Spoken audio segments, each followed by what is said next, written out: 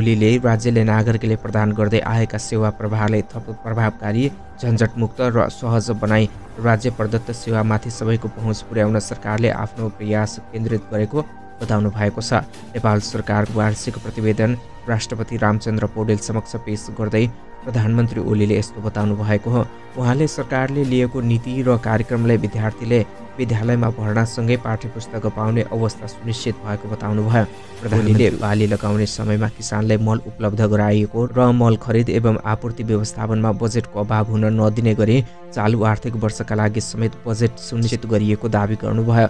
उहाँले नागरिकता, राहदानी, लाइसेन्स, विदेश अध्ययन लगायतका नो अब्जेक्सन लेटर लगायतका सेवाहरूमा घण्टौँ लाइन लाग्ने अवस्थाको अन्त्य गरिएको बताउनु भयो। प्रधानमन्त्री ओलीले शीघ्र सार्वजनिक सेवा सुशासनका क्षेत्रमा वर्तमान सरकारले सुरु गरेको नागरिक एप त्यस्तै एउटा पहल भएको उल्लेख गर्नुभयो। संसदीय समितिमा विवाह गर्ने उमेर घटाउनु पर्ने विषय फेरि उठेको छ। यसअघि प्रतिनिधि सभाको कानुन समितिले गरेको अध्ययन र सरकारले बनाएको कार्यदलले विवाह गर्ने उमेर 20 वर्षबाट 18 वर्षमा झार्न सुझाव दिएकोमा कतिपयले घटाउन नहुने तर्क गर्दै आएका छन्। तर कानुन समितिका सांसदहरूले आइतबार फेरि उमेर घटाउनु पर्ने विषय उठाएका हुन्। सांसदहरू नगिना यादव, रञ्जु कुमार झा, पूर्णबहादुर घरती लगायतले विवाहको उमेर घटाउनु पर्ने बताएका छन्। सांसदहरूको कुरा सुनेपछि गृहमन्त्री रमेश लेखकले पनि आफू विवाह गर्ने उमेर घटाउनु पर्ने पक्षमा रहेको बताउनुभयो। मन्त्री परिषदमा बालबालिका सम्बन्धी ऐन छलफलकै क्रममा रहेको भन्दै गृहमन्त्री लेखकले विवाह गर्ने उमेर 20 वर्षबाट 18 वर्षमा झार्ने कि रोमियो जुलियट ल अनुसार 16 देखि 18 वर्षको बीचमा प्रेम सम्बन्धमा रहेका युवा युवतीको शारीरिक सम्बन्ध भयो भने त्यसलाई बलात्कार मान्न नमिल्ने उहाँको भनाइरहेको छ। पर्साको वीरगञ्ज महानगरपालिका 25 का वडाध्यक्ष आशुतोष चतुर्वेदीमाथि कुटपिट भएको घटनामा 7 जना विरुद्ध पक्राउ पूर्जी जारी भएको छ। पर्साका प्रहरी प्रमुख एसपी गौतम मिश्रका अनुसार आइतबार पर्सा जिल्ला अदालतले 7 जना विरुद्ध पक्राउ पूर्जी जारी गरेको हो। प्रहरी सहित 7 जनाले आफूमाथि आक्रमण गरेको भन्दै वडाध्यक्ष चतुर्वेदीले शुक्रबार प्रहरीमा जाहेरी दर्ता गराउनु भएको थियो। सो जाहेरीका आधारमा आइतबार नेपाल प्रहरीका वरिष्ठ सहित सागर शमशेर चबारा विपद व्यवस्थापन केन्द्रमा कार्यरत प्रहरी जवान दिपेश छेत्री, वीरगञ्ज महानगरपालिका वडा नम्बर 10 का वडाध्यक्ष सुशील शाह कानु, नेपाल पत्रकार महासङ्घका उपाध्यक्ष एवं कान्तिपुर मिडिया ग्रुपका पत्रकार भूषण यादव, माइस्थान पुल हाउसका सञ्चालक विक्की गुप्ता, नगवाका भूषाल चौरसिया र घडियरवाका लखन गुप्ता विरुद्ध पक्राउ पूर्जी जारी भएको हो। पक्राउ पूर्जी जारी भएसँगै उनीहरूलाई पक्राउ गरेर अनुसन्धान गरिने प्रहरीले जनाएको छ। काठमाडौँ महानगरपालिकाका मेयर बालेन शाहले उपप्रधान तथा शहरी विकास मन्त्री प्रकाश मान सिंह आफूलाई हराउन लागि परेको बताउनु भएको छ। आइतबार फेसबुकमा स्ट्याटस लेख्दै बालेनले भनेका छन्, मलाई हराउने नाममा आफ्नो सहर, क्षेत्र र देश चाहिँ नहराउनु होला। बालेनले काङ्ग्रेसको इतिहास माटोमा नमिलाउन समेत आग्रह गर्नुभएको छ। उहाँले लेख्नु भएको छ, यत्रो गणेशमान सिंह, पिएल सिंह र नेपाली काङ्ग्रेसको इतिहास माटोमा नमिलाउनु होला। साथै उहाँले प्रकाशमान सिंहले कुरा मात्रै गर्ने, काम नगर्ने भन्दै व्यङ्ग्य समेत गर्नुभएको छ। उहाँले बाल मन्दिर कहिले बचाउने हो भन्दै लेख्नु भएको छ। अव्यवस्थित बस्ती हटाउने, कपन खोलालाई व्यवस्थित गर्ने, बाल मन्दिर बचाउने, सार्वजनिक सम्पत्ति जोगाउने प्रयास गर्ने कुरा सधैँ कुरामै रह्यो, पहिले गर्ने हो। उप प्रधानमन्त्री सिंहकी दिदी प्रीता सिंह बाल मन्दिरको जग्गा प्रकरणमा जोडिएकी छिन्। केन्द्रीय अनुसन्धान ब्युरो सिआइबीले पक्राउ पूर्जी जारी गरे पनि उनले मुद्दा नचलाउने तयारी भएको छ।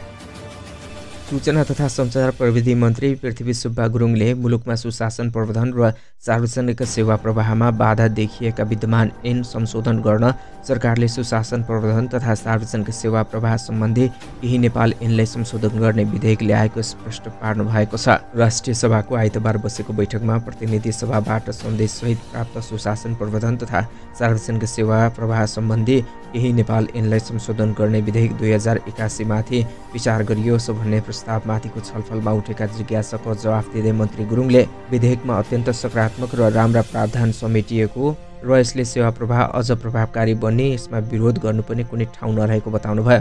सुशासन कायम तथा प्रभावकारी सार्वजनिक सेवा प्रवाह आजको आवश्यकता भएको उल्लेख गर्दै मन्त्री गुरुङले प्रस्तुत विषयलाई पारित गरेर सहयोग गर्न आग्रह गर्नुभएको थियो। थियो। काठमाडौँ महानगरपालिकाका 18 जना वडा अध्यक्ष सहित बहुमत कार्यपालिका सदस्यहरूले तत्काल कार्यपालिका बैठक बोलाउन माग गरेका छन्। आइतबार मेयर बालेन शाहलाई भेटेर नेपाली काङ्ग्रेसबाट निर्वाचित वडा अध्यक्षहरू सहित बहुमत कार्यपालिका सदस्यहरूले बैठक बोलाउन माग गरेका हुन्। वडा नम्बर 17 का वडा अध्यक्ष एवं महानगरका प्रवक्ता नवीन मानन्दरको नेतृत्वमा गएको टोलीले ज्ञापन पत्र बुझाउँदै प्रमुख प्रशासकीय अधिकृत सरोज गुरागाईले गरिएको कारबाही प्रक्रियाको जानकारी समेत माग गरेको छ। वडा नम्बर 12 का वडा अध्यक्षको अध्यक्षतामा कार्यपालिका बैठक तत्काल बोलाउन माग गरिएको छ। तत्कालै प्रशासकीय अधिकृतले गरिएको कारबाही प्रक्रियाको माग सार्वजनिक गर्न हस्ताक्षर सहित ज्ञापन पत्र पठाएको वडा नम्बर 8 का वडा अध्यक्ष आशामान सङ्गतले जानकारी दिनुभयो। नेपाली काङ्ग्रेसका सभापति शेरबहादुर देउवाले ज्ञानेन्द्र शाह संवैधानिक राजा बन्न पनि लायक नरहेको टिप्पणी गर्नुभएको छ। पार्टीको बागमती प्रदेश प्रशिक्षण विभागले आयोजना गरेको कार्यक्रमलाई सम्बोधन गर्दै देउवाले पूर्व राजाको सक्रियताको विषयमा टिप्पणी गर्नुभएको हो। राजनीति गर्न मन भए पार्टी खोल्न सुझाव दिँदै पूर्व प्रधानमन्त्री समेत रहनुभएका देउवाले ज्ञानेन्द्र संवैधानिक राजा बन्न लायक पनि मान्छे नरहेको बताउनु भएको हो। राप्रपाले पार्टी सभापति बनाए हुन्छ, पूर्व राजाले राजनीति नै गर्नु छ भने पार्टी खोलेर गए भइहाल्यो उहाँले भन्नुभयो। शाहको पार्टीमा लाग्नेले समेत दुःख पाउने देउवाको भनाइरहेको छ। प्रहरी महानिरीक्षक दीपक थापाले हिरासतमा रहेका व्यक्तिहरूको मानवाधिकारको पूर्ण प्रत्याभूति हुने गरी व्यवस्थापन गरिएको बताउनु भएको छ। आइतबार सिंहदरबारमा बसेको प्रतिनिधि सभा अन्तर्गतको कानुन न्याय तथा मानवाधिकार समितिको बैठकमा उहाँले हिरासतमा रहेका व्यक्तिलाई आधारभूत आवश्यकता अन्तर्गत घाँस बाँस र कपासको व्यवस्थापन गरेको बताउनुभयो। उहाँले भौतिक संरचनाको मापदण्ड बमोजिम हिरासतमा राखिएको दावी गर्दै उहाँले देशका विभिन्न स्थायी तथा अस्थायी इकाइहरूबाट अभिव्यक्तिमाथि मुद्दा चलाउने गरिएको बताउनुभयो। प्रहरीको कतिपय इकाइमा भौतिक संरचना नभएका कारण थुनुवा राख्न समस्या रहेको उहाँको भनाइरहेको छ।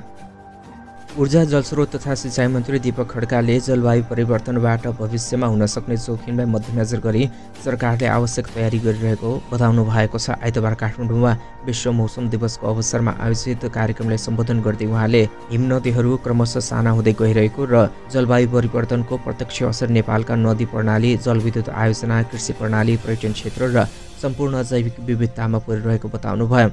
नेपालमा धेरैजसो जलविद्युत परियोजनाहरू, सिँचाइ आयोजना र दैनिक उपभोगका लागि उपलब्ध पानीको स्रोत मुख्य आधार हिमनदीहरू हुन्।